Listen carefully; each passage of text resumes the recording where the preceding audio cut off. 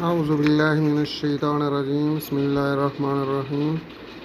جادو، جنات، آسیب اور اس کا علاج۔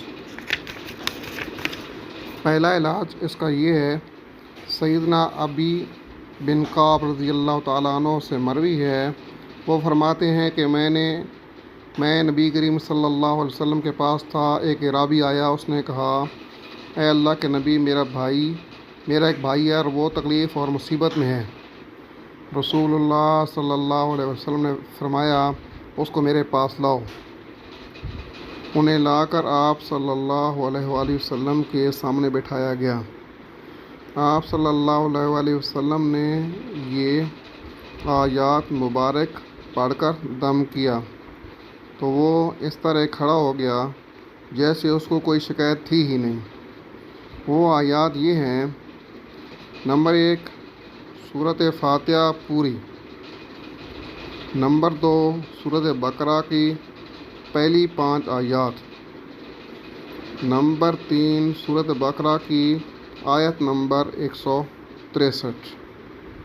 نمبر 4، سورۃ بقرہ کی آیت نمبر 155 یعنی آیت الکرسی۔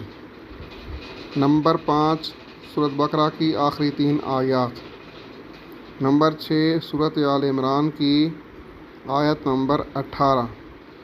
نمبر 7، سورۃ اعراف کی آیت نمبر 54۔ نمبر 8، سورۃ مومنون کی آیت نمبر 116۔ نمبر 9، سورۃ صافات کی ابتدائی 10 آیتیں۔ نمبر 10، سورۃ حشر کی آخری 3 آیتیں۔ نمبر 11، سورۃ جن کی آیت نمبر 3۔ اور نمبر 12، سورۃ اخلاص اور معوذتین مطلب یعنی آخری 2 قل یعنی قل اعوذ برب الفلق اور قل اعوذ برب الناس۔ انشاءاللہ اس کو پڑھ کے دم کریں اور کسی جادو جنات والے کے پاس اور ان لوگوں کے پاس جانے کی قطعاً ضرورت نہیں ہے۔ یہ اگر جادو نہیں بھی ہے تو یہ اور زیادہ کر کے یا 7 جنات لگا کر یہ انسانوں کو گمراہ کر رہے ہیں۔ لہٰذا اپنی علاج خود کریں، قرآن و حدیث کے مطابق جو اللہ کے نبی نے بتایا ہے اس کے مطابق اپنا علاج کریں، انشاءاللہ تعالی شفا یاب ہوگی۔ اس سے پہلے اول آخر درود شریف لازمی پڑھیں، انشاءاللہ تعالی شفا ہوگی۔